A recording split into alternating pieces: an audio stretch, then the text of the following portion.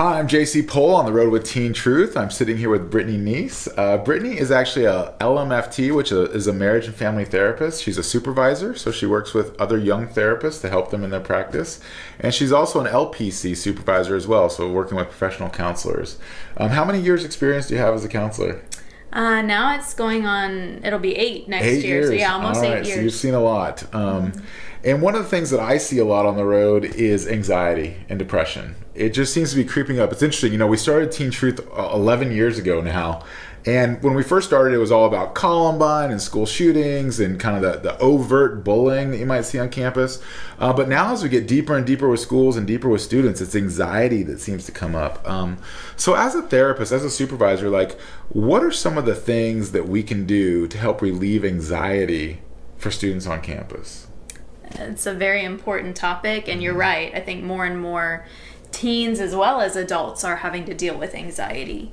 One of the best things we can do is to be able to provide a good amount of structure as well as letting the students know in advance as much as we can kind of what to prepare for, what might be going on in terms of class kind of schedules of just kind of preloading that information for them. Another piece too is to talk about, if they don't do well on a test or those grades, to not only be reinforcing, that's okay. We can manage that. We can work with that. But to be able to really encourage them to come, for help, to be able to talk about if they have test taking anxiety, if they just feel kind of anxious, even just in the school setting, being around, that social environment, really talking to them about some ways that we can just give them some extra support. So for some students, it may be even accommodations as far as, testing in different settings, or maybe even additional time when testing. In other cases, it may just be around really creating a positive experience in the classroom. We can't really control necessarily how they are with their peers or those social settings outside of what's happening right in front of us, but we can absolutely create a culture and really spread, kind of set the tone for what we want, how we want students to interact in the classroom. Yeah, and so many of the people watching this video may just be like a math teacher or a science teacher or a principal or but if someone's teaching a math class, while that 45 or 50 minutes is probably supposed to be about math and about testing or whatever, that maybe what I hear you saying is taking that 3 to 5 minutes to try to build relationships in class, maybe having some sort of activity where the kids get to talk about or share, something about their life or something about their dreams, hey, everyone, hey, just take 2 minutes. I want you to turn around to the person beside you. I want you to tell them what your dreams are.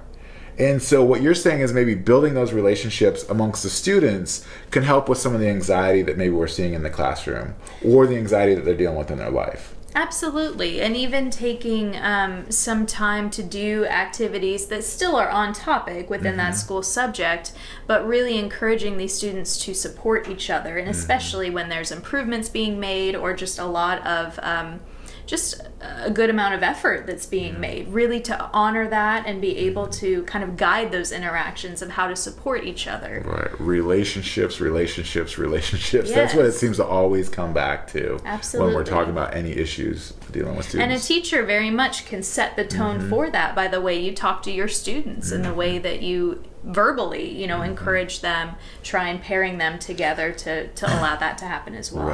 Right. Yeah, so while it's maybe a math class, is there an opportunity for group activity or an opportunity to do the homework or the math stuff you're teaching as a group? Or I think that's really interesting.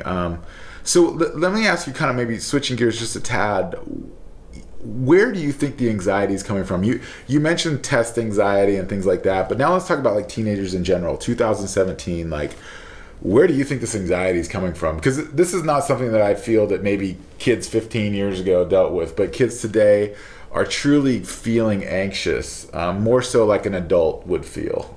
So where do you sense that coming from?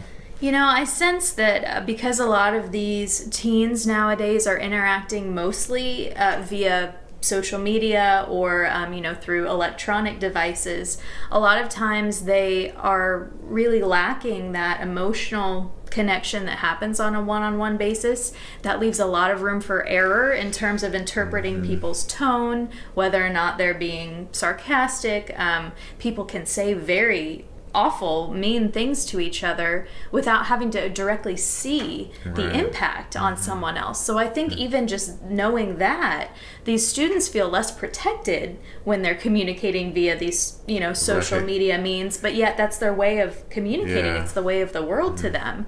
So that is why it's especially important for us to be able to give them opportunities to have good face-to-face relationships and interactions, to show them that not only that's possible, but to really kind of help with their self-esteem, just, encouraging them to know that there are people in their life who care about them and who are going to be there for them. Right, that they're not alone. Yes, absolutely. Yeah, okay.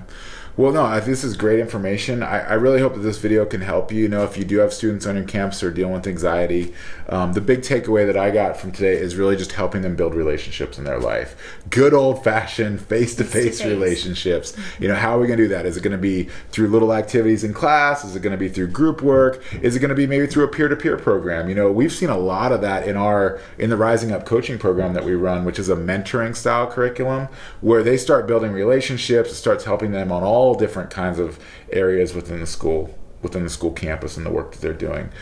So hopefully this has been helpful for you. If you want to get connected with Brittany, I'm happy to connect you with her. If you need to connect with us, you can always find us at teentruth.net or out on social media. And of course, we have a large library of videos that you can watch on our Facebook page if you just want to click the video tab, and you can look at other topics that might help you in your daily work there at school or work you're doing with students. I hope you enjoyed the video. You have a great day.